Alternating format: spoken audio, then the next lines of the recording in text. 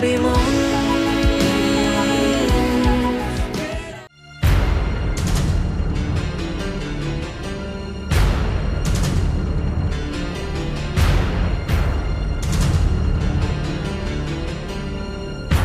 তুলসী, আমরা এলাম, সাবধানে থাকিস। থাকবো মা, তুমিও সাবধানে যেও। বাবা, তুমি তিতির আর মায়ের খেয়াল রেখো। রাখবো, তুই নিজের খেয়াল রাখিস। আসি মা, চল তিতির।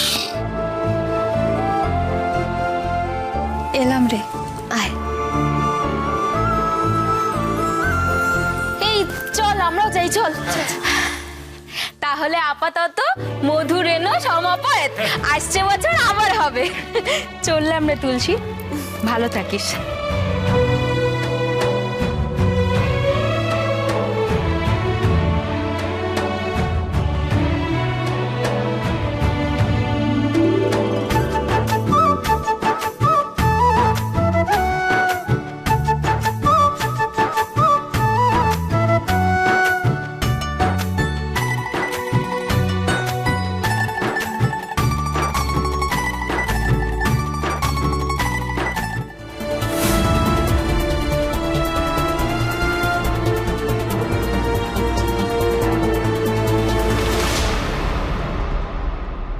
এই বাড়ির বা ফ্যামিলির ক্ষতি করতে চাইছে, তাকে আমাদের ধরতেই হবে তুলসী। তো তার আগে বাবার এই প্রবলেমটা আমাদের সলভ করতে হবে অর্জুন। আমরা যদি কিছু করতে না পারি তাহলে বাবার মান সম্মান পজিশন কোনো কিছু আমরা বাঁচাতে পারবো না। তুলসী, আমার কাছে তো এত টাকা নেই, মানে আমার কাছে যদি টাকা থাকতো আমি দুবারও ভাবতাম না, দিয়ে দিতাম। এতগুলো টাকা কোথা থেকে জোগাড় করবো? অর্জুন, আমি তোমার কাছে টাকা চাইছি না, আমি জাস্ট হেল্প চাইছি তোমার কাছে। স্যারের জন্য আমি যা খুশি করতে পারি, বলো কি হেল্প লাগবে? তুমি একটা সেকেন্ড দাঁড়াও, আমি আসছি।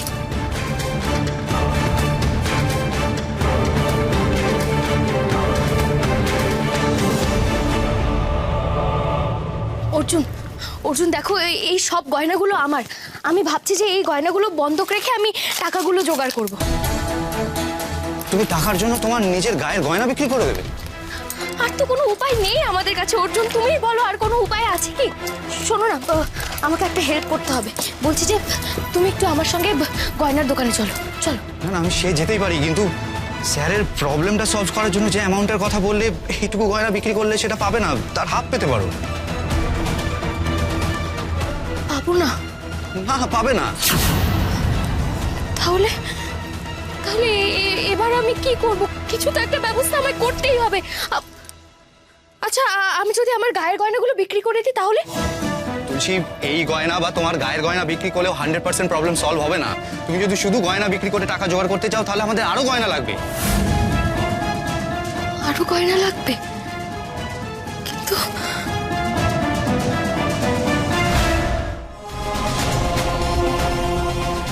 তুলসীমা, তুমি যদি এই স্টেপটা না নিতে তাহলে আমি সব হারাতাম। কিন্তু মা, অতগুলো গয়না নিয়ে তুমি একা গিয়েছিলে, যদি তোমার কোনো বিপদ হয়ে যেত? না বাবা, সেই কারণেই আমি একা যাইনি, আমার সঙ্গে আমি অর্জুনকে নিয়ে গিয়েছিলাম। ও, অর্জুন গেছিল তোমার সঙ্গে? তাহলে ঠিক আছে।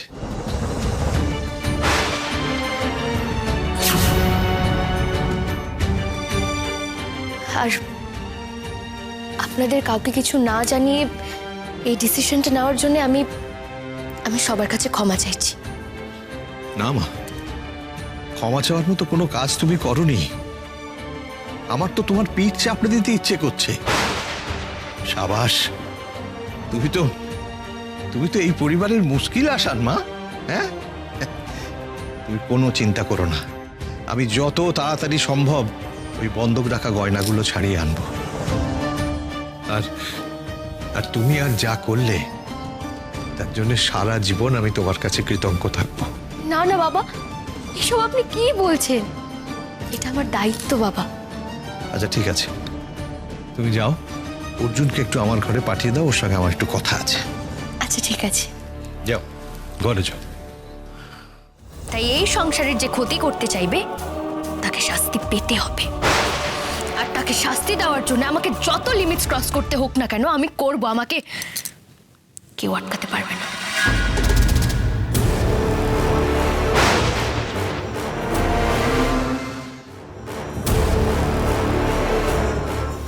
দিদি, এতদিন ধরে আমরা দুধ কলা দিয়ে কালসাপ পুষছি। তুলসীর বারবারন্ত যদি না থামাতে পারি তাহলে আমরা আমাদের নিজেদের বিপদ বাড়াবো। আমি কলসাপ যেমন পুষতেও জানি, তেমনি কলসাপের বিষ তত ভাঙতে জানি। সকলের সামনে খুব খুব ভালো সেজে ঘুরে বেড়াচ্ছে, তাই না? তুলসীর ভালো থাকাটাকে আটকাতে হবে, আর সেটা আমি করব। সেটা কিভাবে? চুপ কর, এখন কোনো কথা বলবি না।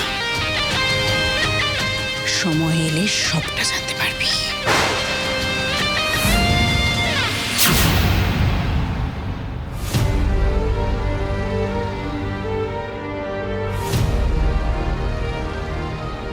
স্যার, আপনি আমায় ডেকেছিলেন? হ্যাঁ, কাজ কতদূর এগোলো কিছু জানতে পারলে? না স্যার, এখনো অবধি কিছু জানা যায়নি, তবে একটা লিড পাওয়া গেছে। কীরকম লিড?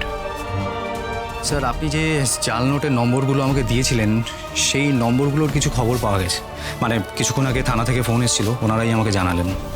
আমি জানতাম ব্যাপারটা বেশি দিন চাপা থাকবে না। তা জানলোটগুলো কোথায় পাওয়া গেছে? স্যার, কনকপুর নামে এক গ্রামে একটা সোনার দোকানে একজন কাস্টমার বেশ কিছু গয়না কিনেছে এবং সেটা ক্যাশ পেমেন্টে কিনেছে। আর তার মধ্যেই কিছু নোট কিন্তু জাল বেরিয়েছে। কে সেই কাস্টমার? পুলিশ কিছু জানতে পেরেছে? না স্যার, তদন্ত এখনও অবধি অত দূর এগোয়নি। যদিও বা দোকানের মালিক নোটগুলোকে আইডেন্টিফাই করার পর পুলিশকে জানিয়েছিল, কিন্তু পুলিশ এখনও স্পটে পৌঁছয়নি। আর একটা কথা স্যার, দোকানের মালিক জানিয়েছে যে ওই কাস্টমার একজন মহিলা ছিলেন। কিন্তু পুজোর সময় আমার বাড়িতে যে অনেক মহিলা এসেছিলেন, তারা সবাই সম্ভ্রান্ত ঘরের। তাদের মধ্যে এরকম কাজ কে করবে? আর ইনভাইটেড যারা ছিলেন তারা তো সবাই কলকাতার। হ্যাঁ মামা, হ্যাঁ তুলসী হয়তো অনেক ভুল করে সেটা ঠিক, কিন্তু তুলসীর দিকে এইভাবে আঙুল তোলাটা একদম ঠিক নয়। মহারাজ, আপনার নিশ্চয়ই কোথাও একটা ভুল হচ্ছে। দরকার হলে আপনি আরেকবার বিচার করে দেখুন। জামাইবাবু, ত্রিকালজ্ঞ জ্যোতিষীকে ভুল ধরাবেন না। মানছি তুলসী গতকাল আপনাকে বাঁচিয়েছে, কিন্তু যেইভাবে বাঁচিয়েছে সেটাকে পুরোপুরি বাঁচানো বলে না। তুলসী ঠাকুরের গয়না বন্ধক রেখে টাকাগুলো জোগাড় করেছিল, কিন্তু আসল টাকা যেটা চুরি গেছে সেটা তো তুলসী জোগাড় করতে পারেনি। মানে তুলসী বেসিক্যালি যেটা করেছে সেটাকে বলে গ্যাটিস দেওয়া, পুরোপুরি বাঁচানো নয়। তুমি তোমার আজে বাজে কথা বলা থামাবে? তার মানে আপনি বলতে চাইছেন যে আমি মিথ্যে কথা বলছি? আমার জ্যোতিষ, আমার সাধনা সব মিথ্যে? মা, তুমি কি আমাকে তোমার পরিবারের সমস্যার সমাধান করতে দেখেছো, নাকি মিথ্যাবাদী বলে আমাকে অপমান করার জন্য? আমি যদি তোমাদের এখন অভিশাপ দিই, তোমার এই পুরো সংসার ছাড়খাড় হয়ে যাবে। কিন্তু তোমার এত বড় ক্ষতি আমি করতে চাই না, আর তাই আমি এখান থেকে চলে যাচ্ছি। তোমাদের সমস্যা তোমরা বোঝো। হ্যাঁ, পালা পালা ভাগ। তোমরা কিন্তু কাজটা ভালো করলে না। তোমাদের এই ব্যবহারের জন্য উনি চলে যাচ্ছেন। তুলসী, এবার থেকে পরিবারে যা যা বিপদ হবে তার সবটার দায় কিন্তু তোমার।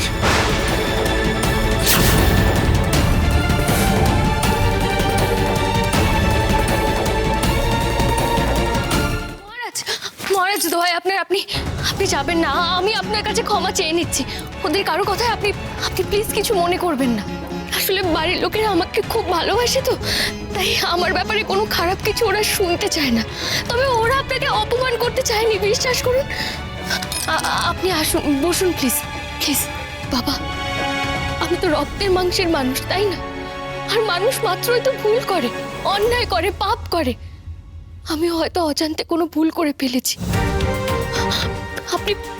আপনি দোয়ায় গিয়ে বসুন।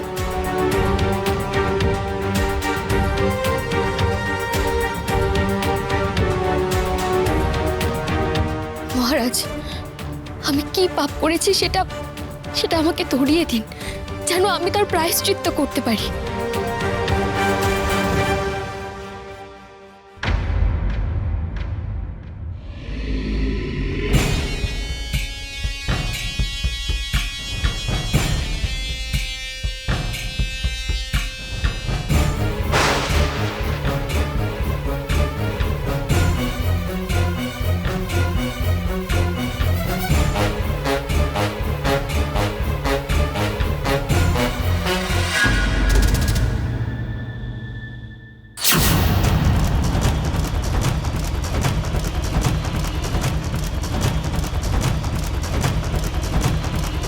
তুই তো এই বাড়িতে ঢুকেছিস অসৎ পথে। পাপের পথ অবলম্বন করে তুই এই সংসারে নিজের জায়গা পাকা করেছিস।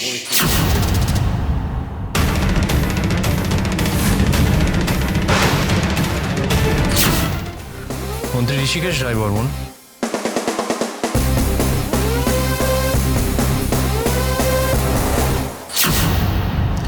কথাটা মিডিয়াকে জানানো দরকার বলে মনে হলো, তাই আপনাদের জানালাম। এরপর আপনারা ভেবে দেখুন আপনারা কি করবেন।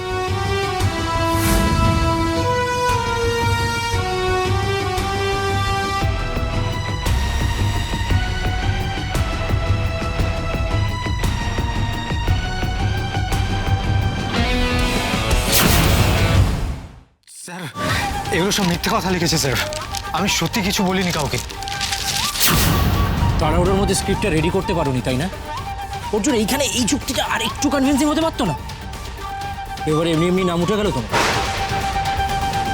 স্যার বিশ্বাস করুন স্যার, আমি সত্যি কিছু জানি না আর কিচ্ছু বলিনি আমি কাউকে। তুমি তুলসী মাকে অগ্নি পরীক্ষা দিতে বারণ করেছিলে, হ্যাঁ কি না? হ্যাঁ করেছিলাম। ব্যাস 4-4 8 হয়ে গেল। জামাইবাবু, আপনি খাল কেটে কত বড় একটা কুমির বাড়িতে রেখেছিলেন তার প্রমাণ পেলেন তো? হ্যাঁ স্যার, আমি বারণ করেছিলাম ঠিকই, কিন্তু স্যার সেটা তুলসীর সম্মান রক্ষার্থে। কিন্তু স্যার এই পরিবারের কোনো কথা আমি কোথাও লিক করিনি স্যার। পরিবার? কিসের পরিবার? অর্জুন, এটা আমার পরিবার, এটা আমাদের পরিবার, এটা তোমার পরিবার নয় অর্জুন। তুমি যদি আজকে এই পরিবারের একজন মনে করতে, তাহলে আজকে এই গোটা পরিবারের এত বড় সর্বনাশটা করতে পারতে না। ওই তোমার চোখে হয়তো আমি এই পরিবারের কেউ নই, কিন্তু আমি সেটা মানি না। সেই জন্য যতবার এই পরিবারের উপর বিপদ এসছে আমি প্রথমে এগিয়ে গেছি স্যার। আমি কেন এই পরিবারের ক্ষতি চাইবো স্যার? প্রথমত তুমি এটা কেন করেছো, কি কারণে করেছো সেটা তুমি খুব ভালো করে জানো অর্জুন। দ্বিতীয়ত, ক্ষতি যা হওয়ার ছিল সেটা তো হয়ে গেছে। তোমার জন্য, শুধুমাত্র তোমার জন্য ঋষিকেশের পলিটিক্যাল ক্যারিয়ারটা এক্ষুনি শেষ হয়ে যেতে পারে। এই কদিন আগে পার্টি ফান্ডের অতগুলো টাকা চোট গেল, আর আজ এই অবস্থা। কেন অর্জুন? কেন তুমি জেনে শুনে আমাদের পরিবারের এত বড় ক্ষতি করতে চাইছো? আপনারা সবাই আমাকে ভুল বুঝছেন। আচ্ছা তুলসী, তুমিও কি মনে করো আমি এই কাজটা করতে পারি? তুলসী আবার কি বলবে? সব প্রমাণ তো চোখের সামনে। এগুলো সব মিথ্যে স্যার, বিশ্বাস করুন আমি এই কাজ করিনি। যে কাজ করেছে সে আমাকে ফাঁসানোর চেষ্টা করছে। আমাকে প্লিজ অবিশ্বাস করবেন না স্যার। বেশ, তোমাকে বিশ্বাস করতে পারি, তবে আমাকে বা আমাদের বিশ্বাস করানোর দায়িত্ব তোমার। তোমাকে প্রমাণ করতে হবে যে তুমি কোনো অন্যায় করনি। কি করে করবে সেটা তোমার ব্যাপার। আমি তোমাকে 2 ঘন্টা সময় দিলাম। এই 2 ঘন্টার মধ্যে তুমি যদি নিজেকে নির্দোষ প্রমাণ করতে পারো তাহলে ভালো, না হলে তোমার এগেনস্টে আমি স্টেপ নিতে বাধ্য হব।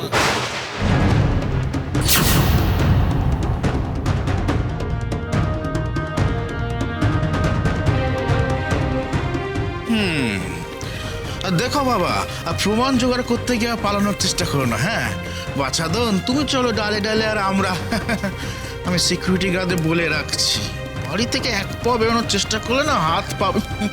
শোনা ছেলে।